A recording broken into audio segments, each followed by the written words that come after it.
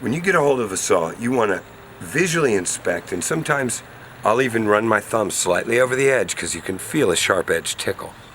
I'll check it for dullness. I'll check it for nicks and wear. And I know for a fact that this is getting a little worn but still has some life left in it. I pull my kickback arrestor back and I make sure it can move. And then as I cut, I make sure to stay out of the way of the blade in the cut. And I make sure that the cuts only cut wood, nothing else. Now, to avoid kickback, start with light, dry material. And one classic way to cut small pieces is to hold one end in your hand, select an amount that you want to have fall off onto the ground. Don't cut with the tip. Come up close to the hilt. Keep it close. Now when you do that, you know that you're not binding up. But of course you're not going to hold every piece. So as you come up to a piece, start at one end, and cut it in little sections. Get used to it. Each of these times I'm making sure to cut away from me, and each of these times I'm making sure that I'm not cutting something so big that it can bite the blade and force it back towards me.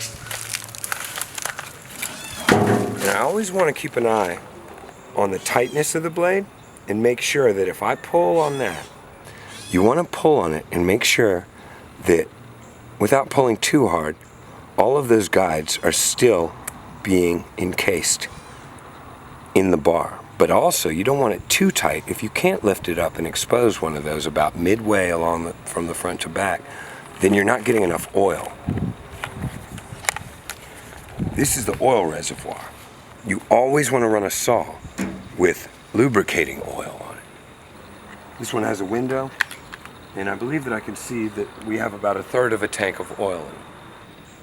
A side note here, I have found, and there may be some other way, but I have found that there is only one way to set a chainsaw so that it does not leak. Strangely enough, it's the one way that the chainsaws are never built to be set on a flat surface. This is the cap for the oil reservoir, and this is the oil reservoir.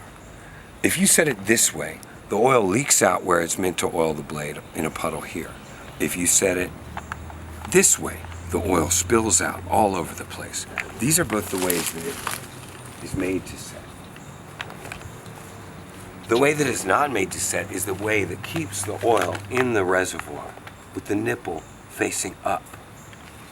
But most of them are pretty awky that way. Still, if possible, set it like that. Put the blade cover on if you're going to rest it on something.